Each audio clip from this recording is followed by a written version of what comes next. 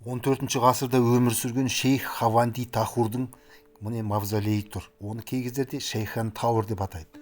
Ар жағында Төле бидің кесенесі тұр. Төле би мені өлгеннен кейін ұстазымның Шейхан Тауырдың қасына көміңдер деген.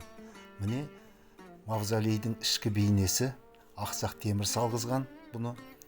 Мына егіліп тұрған ортасындағы ағаш кезінде Александр Македонский 48 осы сауыр ағашын еккен екен. Соның біреуі ғана қалыпты осы мавзолейдің ішінде. Бұл ағаштың кереметтігі, құшақтасаң қолың жетпейді, бірақ та иіскесең жұмақтың иісі мүңкіп тұрады. Міне бұл мавзолейдің ішкі бейнесі. Шейхан Тауыр негізі 14 ғасырда өмір сүрген сопылардың бірі. Халқына да балаларға да өте көп жақсылық жасаған қожа, ислам дінін таратушылардың бірі.